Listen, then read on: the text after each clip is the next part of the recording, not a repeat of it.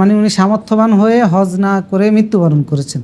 তো এখন সন্তান হিসাবে আপনার উপর ওয়াজিব হচ্ছে ওনার সম্পদ থেকে ওনার হজটা বদলি আদায় করা। যেহেতু রাসূলুল্লাহ সাল্লাল্লাহু আলাইহি সাল্লামকে প্রশ্ন করা হয়েছিল যে এরকম একজন মহিলা এসে প্রশ্ন করেছিলেন ওনার বাবা হজ নিয়ত রেখে মারা গিয়েছেন, তো উনি কি বদলি হজ করবেন কিনা ওনার বাবার জন্য? তখন রাসূলুল্লাহ সাল্লাল্লাহু আলাইহি সাল্লাম বললেন যে করার জন্য। তো এখন বদলি হজ করার ক্ষেত্রে একটা নিয়ম আছে, সেটা হচ্ছে যাকে দিয়ে বদলি হজটা করাবেন ওনার হজটা আগে উনি করতে হবে।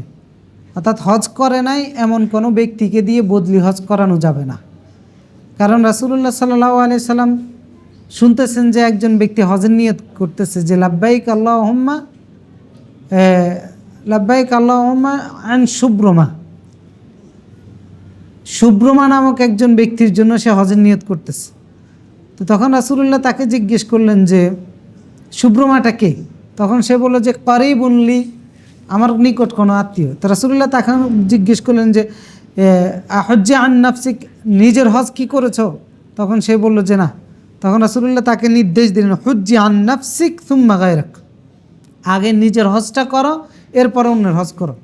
তো সুতরাং যাকে দিয়ে হজ করাবেন যদি আপনি নিজেও করতে চান করতে পারেন, অন্য কাউকে দিয়েও করাইতে পারেন, সেক্ষেত্রে শর্ত হচ্ছে একটা, আগে নিজের হজটা সে করতে হবে।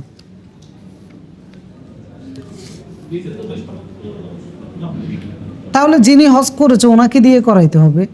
আপনার যদি এরকম অবস্থা হয় যে আপনি নিজে করবেন কিন্তু আপনার সামর্থ্য নাই আপনারটা করে এরপরেরটা করা, তাহলে যিনি হজ করে ফেলেছে ওই রকম কাউকে দিয়ে হজটা করাই নিতে পারেন।